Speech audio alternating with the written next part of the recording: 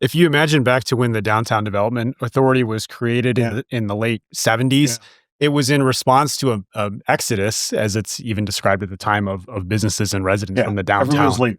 I think it's changed now to, like your point, businesses and companies want to come be part of Detroit, but the struggle continues to be that the property taxes in the city are so high compared to our neighbors. And so we're a big user of tax abatements because we struggle to compete for some of that investment because our property taxes are so high. As the Mayor Duggan has said, and it was a big reason he wanted to pass some tax reforms in the legislature that ultimately didn't go anywhere.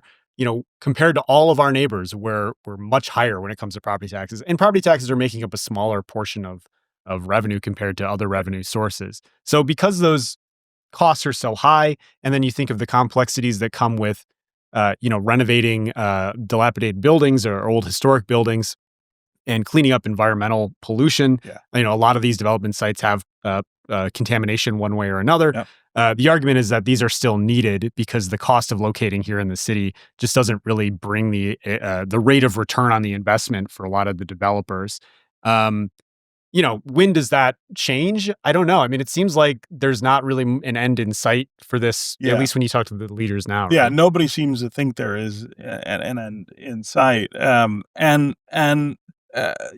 think, the other real dimension of this that people are starting to think about is, are there other ways, right?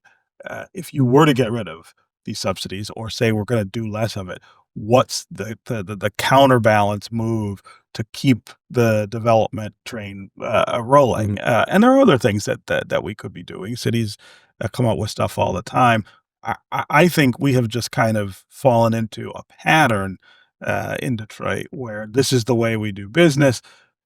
Developers know that, and so their demands to do these things always include that subsidy, and then we don't get past that. The next mayor is going to have a harder time, I think, dealing with this than Mike Duggan did, in part because of that.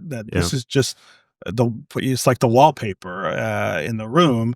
There's nothing you can do about it without a real effort to change it, and I don't know that anyone has come up with anything.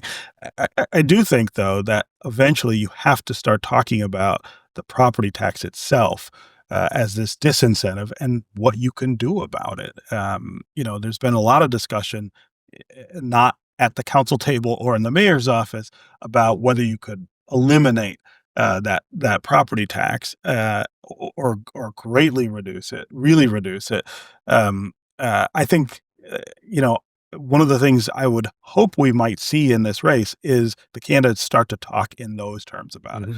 Let's stop fighting about incentives. Let's talk about some of the other things that can be done.